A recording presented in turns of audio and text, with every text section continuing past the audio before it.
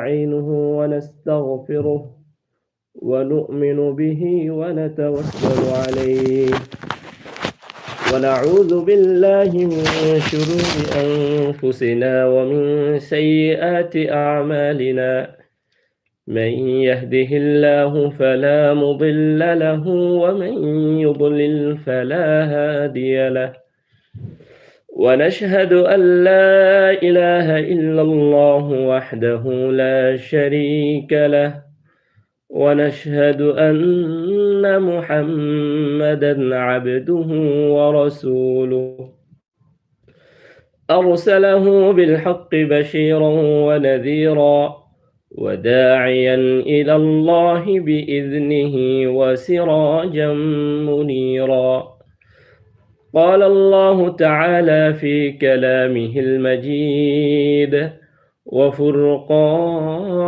الحميد يا أيها الذين آمنوا كتب عليكم الصيام كما كتب على الذين من قبلكم لعلكم تتقون وقال تعالى في آية أخرى ولتكملوا العدة ولتكبروا الله على ما هداكم ولعلكم تشكرون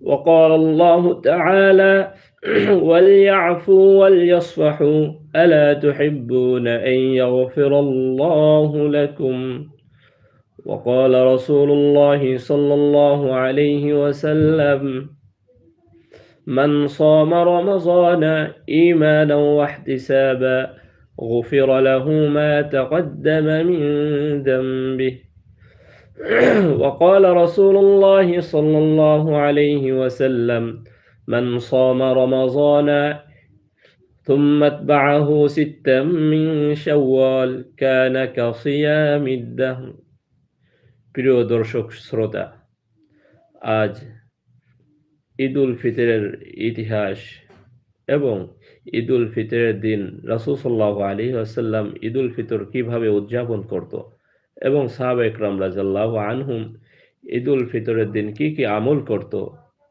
এবং সদকাতুল ফিতর নিয়ে ইনশাআল্লাহ আলোচনা করব। সমবেত দর্শক শ্রোতা, আজকের এই দিনে আল্লাহ তাআলা আমাদেরকে সুস্থ রেখেছেন। সুস্থতার সহিত আমাদেরকে 30টি রোজা সহি সালামতে রাখার তৌফিক দিয়েছেন। এজন্য মন খুলে দিল খুলে শুকরিয়া আদায় করি, বলি আলহামদুলিল্লাহ। রাসূল সাল্লাল্লাহু আলাইহি ওয়াসাল্লাম যখন 13 বছর মক্কায় দিনের দাওয়াত দিচ্ছিলেন, কাফেরদের থেকে অবর্ণনীয় নির্যাতন সহ্য করছিলেন। সাহাবা ইকরাম রাদিয়াল্লাহু আনহুম তারা দিনের জন্য অনেক কুরবানি পেশ করছিলেন। তখন আল্লাহর পক্ষ থেকে আদেশ আছে যে, হে রাসূল, আপনি এবং আপনার সাহাবাগণ মক্কা থেকে মদিনায় হিজরত করুন। রাসূল সাল্লাল্লাহু আলাইহি ওয়াসাল্লাম আল্লাহর আদেশ পাওয়া মাত্র তিনি মক্কা থেকে মদিনায় হিজরত করেন। তো তিনি যখন হযরত আবু বকর রাদিয়াল্লাহু আনহুকে নিয়ে মদিনায় হিজরত করেন, মদিনায় হিজরত করার পর দীর্ঘ এক মাস সিয়াম সাধনার পর তিনি ঈদুল ফিতর উদযাপন করেন। তখন তিনি মক্কা থেকে মদিনায় হিজরত করার পর দেখতে পান যে সেখানে অধিবাসীরা তারা নওরোজ এবং মেহেরজান নামে দুইটা দিবস তারা উদযাপন করে, দুইটা উৎসব তারা নির্দিষ্ট দিনে পালন করে। তখন রাসূল সাল্লাল্লাহু আলাইহি ওয়াসাল্লাম সাহাবাদেরকে বললেন, হে আমার প্রিয় সাহাবাগণ, আমি কি তোমাদেরকে এর থেকে আরো 2টা উত্তম উৎসবের কথা বলে দিব? সাহাবা ইকরাম আরজ করলেন, ইয়া রাসূলুল্লাহ, অবশ্যই। তখন রাসূল সাল্লাল্লাহু আলাইহি ওয়াসাল্লাম বললেন যে, আল্লাহ তাআলা তোমাদের জন্য 2টি উত্তম দিন নির্ধারণ করেছেন উৎসবের জন্য। তোমাদের আনন্দ উৎসবের জন্য আরো 2টা দিন আল্লাহ তাআলা তোমাদের জন্য নির্ধারণ করেছেন। তা হলো ঈদুল ফিতর ও ঈদুল আযহা। প্রিয় দর্শক শ্রোতা, রাসূল সাল্লাল্লাহু আলাইহি ওয়াসাল্লাম অধিকাংশ ঐতিহাসিকদের মতে রাসূল সাল্লাল্লাহু আলাইহি ওয়াসাল্লাম বদর যুদ্ধের পরে সর্বপ্রথম ঈদুল ফিতর উদযাপন করেন। ঈদ উল ফিতর এ দুইটা হচ্ছে আরবি শব্দ। ঈদ অর্থ আনন্দ উৎসব, আর ফিত অর্থ ভাঙা, অর্থাৎ দীর্ঘ একটি মাস রোজা রাখার পর রোজার সমাপ্তি বা রোজার ভাঙ্গার উৎসব।